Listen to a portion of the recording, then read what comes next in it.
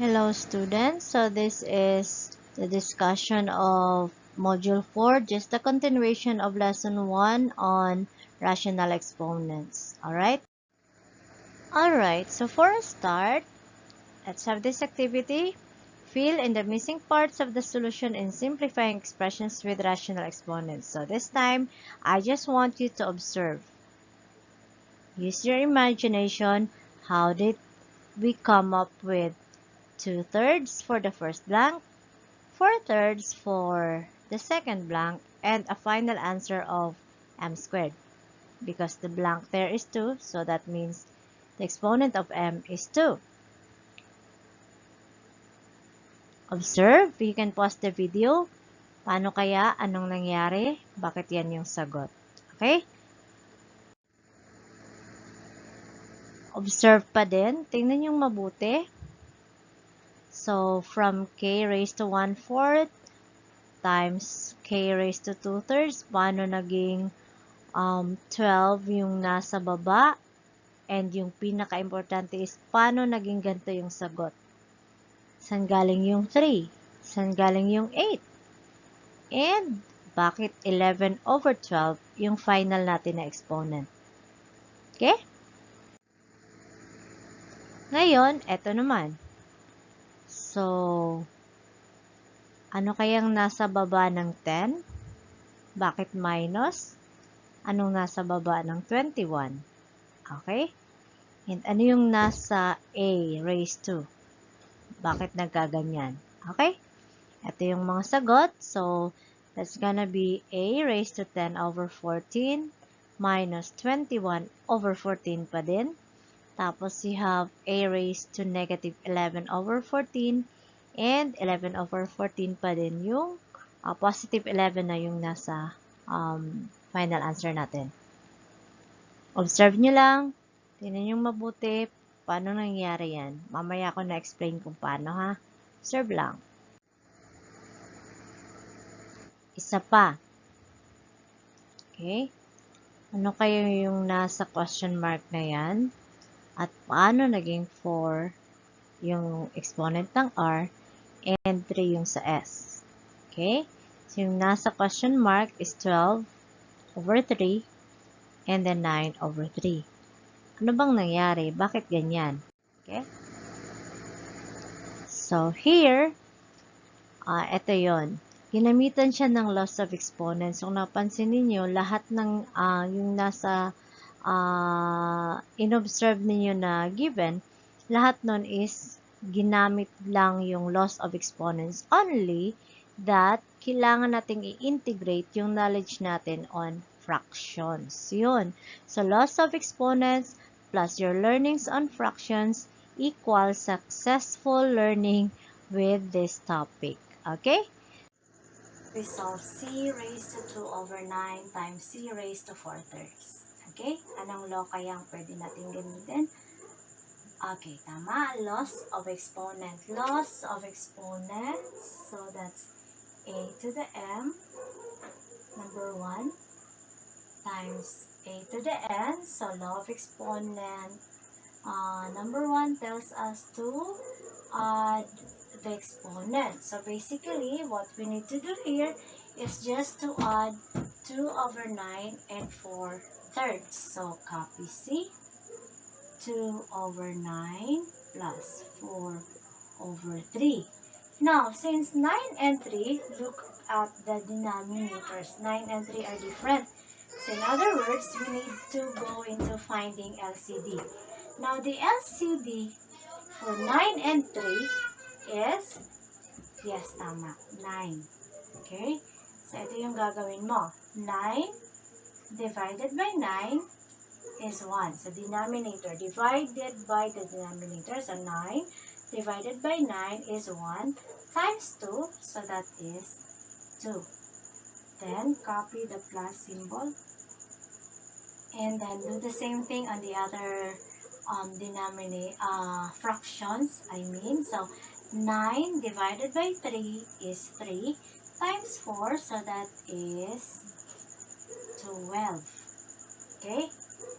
So, 2 plus 12 is 14. So, yung sagot natin is C raised to 14/9.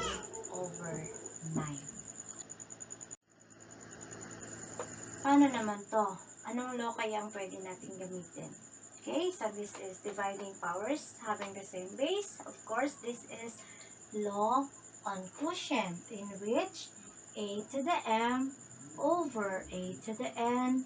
So we just need to subtract the exponents. So that's a to the m minus n. So what we're going to do here is to subtract 1/2 by 3/10.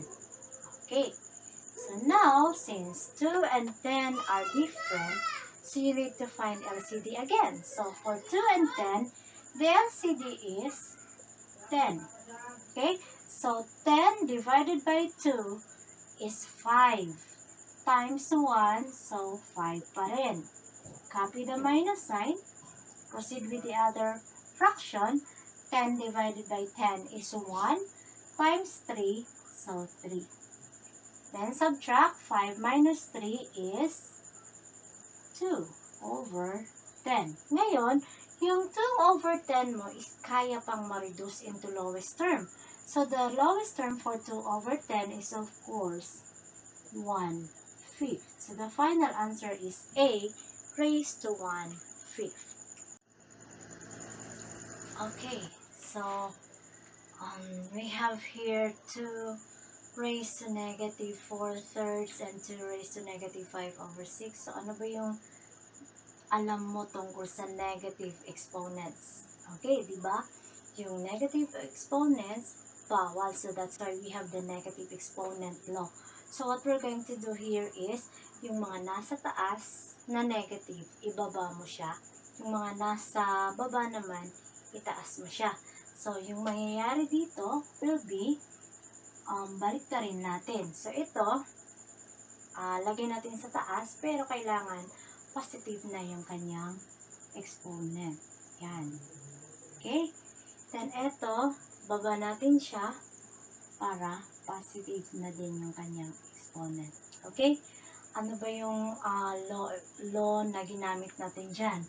It's a to the negative n is equal to 1/a to the n, or the negative exponent law. Okay?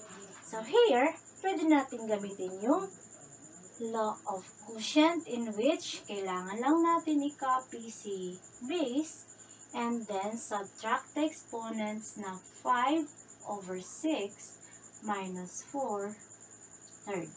Okay? Hanap tayo ngayon ng LCD ng 6 and 3 kasi magkaiba sila ng denominators. Yung LCD natin is 6. So, 6 divided by 6 is 1 times 5. So, 5 pa rin. Copy the minus sign. Do the same thing sa kabila. 6 divided by 3 is 2 times 4. So, 8. Yan. Ngayon, 5 minus 3. 5 minus 8, is negative 3. So, negative 3/6. Nag-end pa rin siya na negative. So, kailangan, ibaba mo pa siya. Pero bago mo siya ibaba, reduce mo muna si 3/6. Yung reduced form naman yan is 1/2 lang. Diba? Okay? So, dahil negative, bawal pa siya. Gamitan mo pa rin ito. Baba mo lang siya. And then, lagyan mo ng 1. Tapos, baba mo na. So, that's 2 raised to 1/2. And this will be your final answer. Okay, paano to? Anong gagawin? Okay, this is the law of power to a power, in which yung gagawin mo is to multiply the exponents. So, here, multiply lang natin bawat base. Yung exponent ng bawat base. Let's start with the x. Exponent niya is 12. Multiply natin with the power outside na 1/2. Yan. Ganun din yung gawin mo sa y. So, 10 ang exponent niya. Multiply mo with 1/2. Okay? Ngayon, multiply ka na. 12 times 1 is 12 over 2. Ganon din dito, 10 times 1 is 10 over 2. Evaluate mo, what is 12 over 2? It's 6. 10 over 2, it's 5. So, yung final na sagot is x to the 6th, y to the 5th. So, eto na yung pinakahihintay nyo, the activity. Simplify the following expressions. Yan, we have 3 items. Alright? So, happy learning. Enjoy. Bye-bye.